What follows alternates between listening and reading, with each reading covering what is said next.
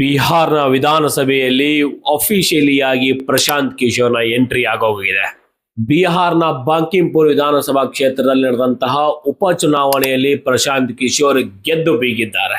ಕಳೆದ 30 ವರ್ಷಗಳಿಂದ ಬಿಜೆಪಿಯ ಭದ್ರಕೋಟೆಯಾಗಿದ್ದಂತಹ ಈ ಬಾಂಕಿಂಪುರ್ ವಿಧಾನಸಭಾ ಕ್ಷೇತ್ರ ಇಂದಿನ ಬಿಜೆಪಿಯ ರಾಷ್ಟ್ರೀಯ ಅಧ್ಯಕ್ಷರಾಗಿದ್ದಂತಹ ನಿತಿನ್ ನವೀನ್ ಅವರು ಸತತವಾಗಿ ಗೆದ್ದು ಬರ್ತಿದ್ದಂತಹ ಕ್ಷೇತ್ರವಾಗಿತ್ತು.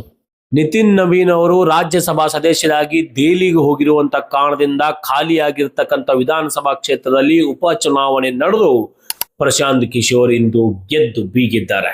ಬಹುಶಃ ಬಿಹಾರ್ನ ಇತಿಹಾಸದಲ್ಲಿ ಧರ್ಮ ಮತ್ತು ಜಾತಿ ಸಮೀಕರಣ ಇಲ್ಲದೆ ಕೇವಲ ಅಭಿವೃದ್ಧಿಯ ಹೆಸರಿನಲ್ಲಿ ಮತಗಳನ್ನ ಕೇಳಿರ್ತಕ್ಕಂಥದ್ದು ಈ ಪ್ರಶಾಂತ್ ಕಿಶೋರ್ ಒಬ್ಬರೇ. ಬಿಹಾರ್ನಲ್ಲಿ ಪಲಾಯನ ಸಂಖ್ಯೆ ಜಾಸ್ತಿ ಇದೆ, ನಿರುದ್ಯೋಗ ತಾಂಡವವಾಡ್ತಿದೆ. ಈಗಲಾದರೂ ಈ ಜಾತಿ ಮತ್ತು ಧರ್ಮ ಎಂಬ ಕೊಳಕು ರಾಜಕಾರಣದ ಮಧ್ಯೆ ಒಬ್ಬ ವ್ಯಕ್ತಿ ಯುವಕರ ಧ್ವನಿಯಾಗಿ ಈಗಲಾದರೂ ವಿಧಾನಸಭೆ ತಲುಪುತ್ತಿದ್ದಾನೆ. ಈ ಪ್ರಶಾಂತ್ ಕಿಶೋರ್ ಇಂದ ಆದರೂ ಕೂಡ ಬಿಹಾರ್ನಲ್ಲಿ ನಡೆಯುತ್ತಿದ್ದಂಥ ಯುವಕರ ಪಲಾಯನವಾದರೂ ಕಡಿಮೆಯಾಗಲಿ. ಲೋಕತಂತ್ರದ ಮಹತ್ವನೇ ಇದೆ.